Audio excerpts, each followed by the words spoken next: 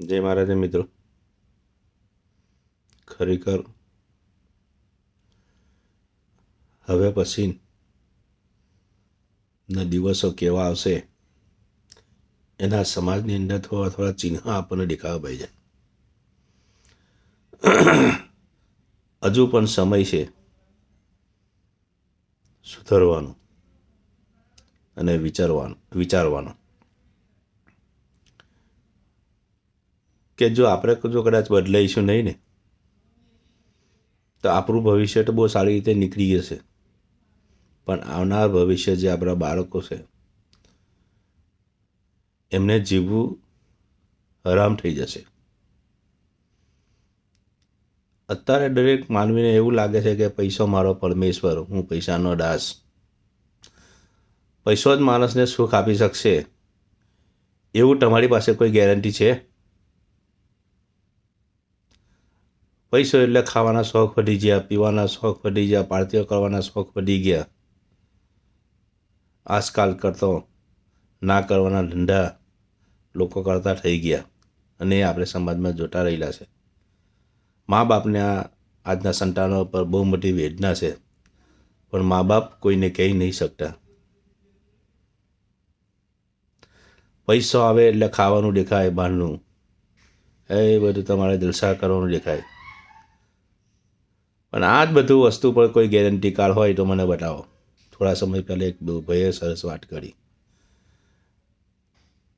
કે તમારા થતી હો પણ પાછલી જિંદગીમાં તમારી સેવા કરશે એવો કોઈ ગેરંટી કાર્ડ છે તમારી પાસે? છે?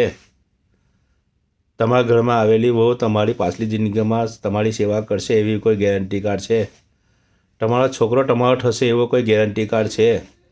બેસીને વિચારજો. મારું તો જે આપણને ન મળવાનું મળ્યું ને એનું વિચારજો. એટલે જ કીધું કે ન મળતાનું મળ્યું, ન દેઠાનું દીઠું, ને ગોળ કરતાં ગાજર મીઠું. ગોળની કરતાં ગાજર કોઈ દિવસ મીઠું નહીં રહે મિત્રો.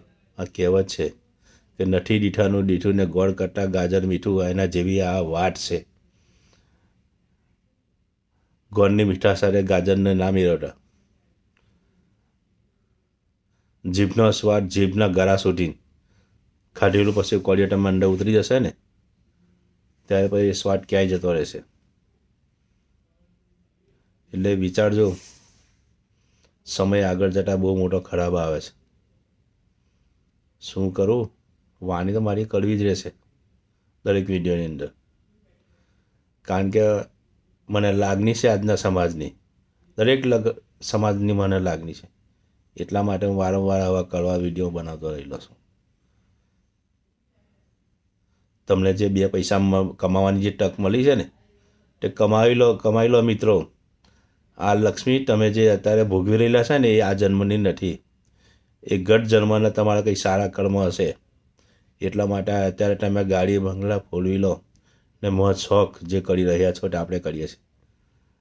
તમારી વાત એકલી નથી કરતો મિત્રો, હું મારી પણ વાત કરું છું, કારણ કે હું તમને આંગળી કરું છું તેની પહેલાં 4 આંગળી મારી બાજુ છે ને મારે પણ આ જીવનની અંદર જરૂર છે કે સમાજની અંદર સુધરી જઈએ.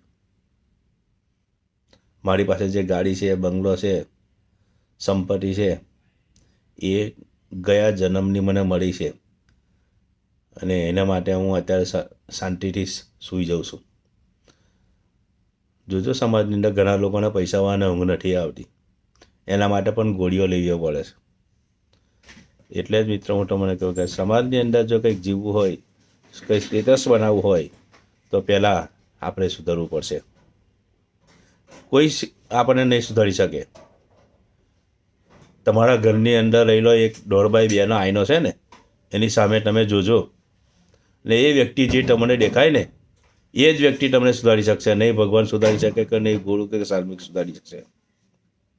એટલે મિત્રો મારો કહેવાનો મતલબ છે કે આપણે પહેલાં સુધરવું પડશે તો જ સમાજ સુધરશે.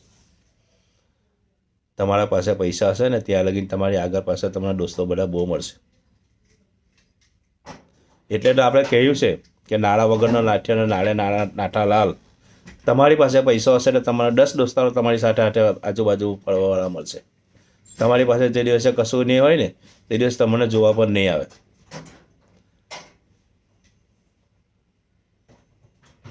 એટલે જ કહું છું કે વિચારી લેજો. ગત જન્મનું જે આપણને આ જન્મને એને મળ્યું છે ને તેને સાચવીને વાપરી લેજો. આવો સમય નહીં મળે. જય માતાજી. બને એટલો શેર કરો વિડીયો મિત્રો. જય માતાજી.